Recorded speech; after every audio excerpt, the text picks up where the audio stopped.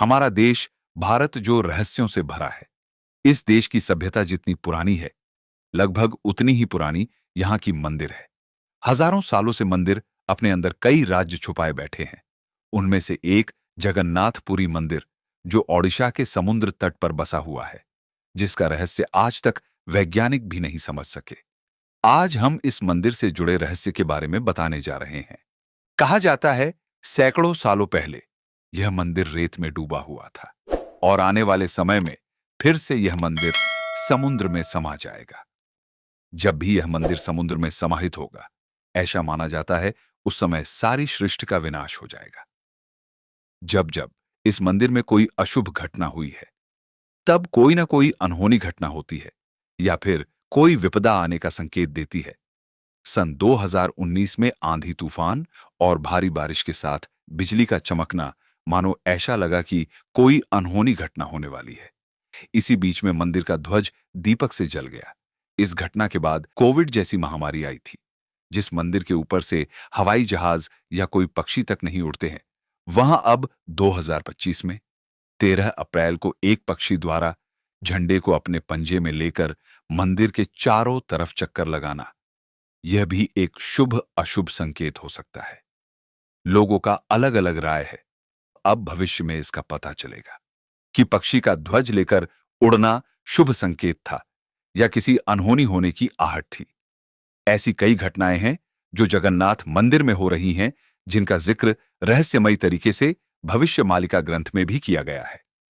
भविष्य मालिका के अनुसार जब कलयुग का अंत करीब होगा, तो भगवान जगन्नाथ मंदिर का नील चक्र यानी सुदर्शन चक्र तूफान से टेढ़ा हो जाएगा। मई 2019 में समुद्री तूफान और भारी बारिश के कारण यह विशालकाय चक्र टेढ़ा हो गया था। तब से यह कहा जा रहा है कि दुनिया के महाविनाश का समय आ चुका है। बताया जाता है कि तब से इस नील चक्र को ठीक करने की कोशिश भी की गई है, लेकिन इसका स्वरूप पहले जैसा नहीं हो पाया है। भविष्य मालिका में लिखा गया है कि जब जगन्नाथपुरी मंदिर के गुंबद से नीचे पत्थर गिरेंगे, तो यह दुनिया के महाविनाश का संकेत होगा। ऐतिहासिक किताबों के अनुसार 1842 से लेकर अब तक लगभग 15 से 16 बार जगन्नाथपुरी से पत्थर गिरने की घटना हो चुकी है। ऐसे में इस घटना को कलयुग की चरम सीमा और दुनिया के महाविनाश से जोड़कर देखा जाता है। एक और रहस्य जो समझना परे है, मंदिर के सिंहद्वार में पहला कदम प्रवेश करने पर ही मंदिर के अंदर से आप सागर द्वारा निर्मित किसी भी ध्वनि को नहीं सुन सकते। आप जैसे ही मंदिर के बाहर से एक ही कदम को पार करेंगे, तब आप इसे सुन सकते हैं। इसे शाम को स्पष्ट रूप से अनुभव किया जा सकता है। माना जाता है कि 3 बार समुद्र ने जगन्नाथ जी के मंदिर को तोड़ दिया था। कहते हैं कि महाप्रभु जगन्नाथ ने वीर मारुति हनुमान जी को यहां समुद्र को नियंत्रित करने हेतु नियुक्त किया था। परंतु जब तब हनुमान जी भी जगन्नाथ, बलभद्र एवं सुभद्रा के दर्शनों के बिना नहीं रह पाते थे। तब वे प्रभु के दर्शन के लिए नगर में प्रवेश कर जाते थे। ऐसे में समुद्र भी उनके पीछे नगर में प्रवेश कर जाता था। केसरी नंदन हनुमान जी की इस आदत से परेशान होकर जगन्नाथ महाप्रभु ने हनुमान जी को यहां स्वर्ण बेड़ी से आबद्ध कर दिया। यहां जगन्नाथपुरी में ही सागर तट पर बेड़ी हनुमान का प्राचीन एवं प्रसिद्ध मंदिर है। भक्त लोग बेड़ी में जकड़े हनुमान जी के दर्शन करने के लिए आते हैं। एक बार नारद जी ने हनुमान जी को बताया कि समुद्र की आवाज के कारण प्रभु मंदिर के भीतर सो नहीं पाते हैं। तब हनुमान जी ने क्रोधित होकर समुद्र को वहां से दूर हटने को कहा। इस पर समुद्र देवता ने प्रकट होकर कहा कि मेरी आवाज तो आपके पिता पवन देव के कारण ही चारों दिशाओं में जाती है, आप उनसे विनती करें। तब हनुमान जी पवन देव से इस आवाज को रोकने को कहते हैं। तब पवन देव कहते हैं कि पुत्र, यह संभव नहीं है, परंतु तुम्हें एक उपाय बताता हूं कि तुम्हें मंदिर के आसपास ध्वनि रहित वायुकोशीय वृत्त या विवर्तन बनाना होगा। हनुमान जी समझ गए। तब हनुमान जी ने अपनी शक्ति से खुद को 2 भागों में विभाजित किया और फिर वे वायु से भी तेज गति से मंदिर के आसपास चक्कर लगाने लगे। इससे वायु का ऐसा चक्र बना कि समुद्र की ध्वनि मंदिर के भीतर ना जाकर मंदिर के आसपास ही घूमती रहती है और मंदिर में श्री जगन्नाथ जी आराम से सोते रहते हैं।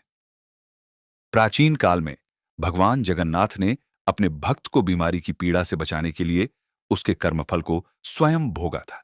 इसलिए हर साल आषाढ़ महीने में भगवान जगन्नाथ के मंदिर के कपाट 15 दिनों के लिए बंद कर दिए जाते हैं।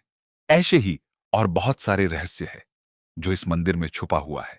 श्री जगन्नाथ मंदिर के ऊपर स्थापित ध्वज जो सदैव हवा के विपरीत दिशा में लहराता है।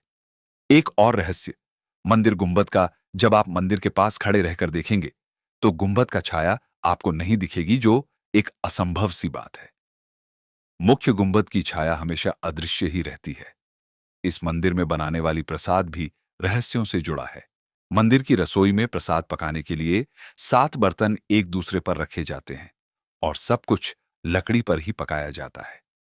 इस प्रक्रिया में शीर्ष बर्तन में सामग्री पहले पकती है, फिर क्रमशः नीचे की तरफ एक के बाद एक पकती जाती है, अर्थात सबसे ऊपर रखे बर्तन का खाना पहले पक जाता है। यह रहस्य भी समझ से परे है। कहा जाता है यहां कितने भी संख्या में भक्त आए, पर यहां का पकने वाला प्रसाद कभी कम नहीं पड़ता और न ही बचता है, जबकि कोई नाप कर नहीं बनाया जाता है। इस मंदिर से जुड़ी बहुत ऐसे ही रहस्य हैं जो आज तक विज्ञान के लिए भी समझ पाना मुश्किल साबित हुआ है। अगर आपको हमारी ये छोटी सी जानकारी अच्छी लगी हो तो आप मेरे इस वीडियो को लाइक तथा आप मेरे इस चैनल मिस्ट्री टेंपल को सब्सक्राइब और अपने लोगों को शेयर करें, ताकि ऐसे ही जानकारी मैं आप लोगों के लिए लाता रहूं। धन्यवाद।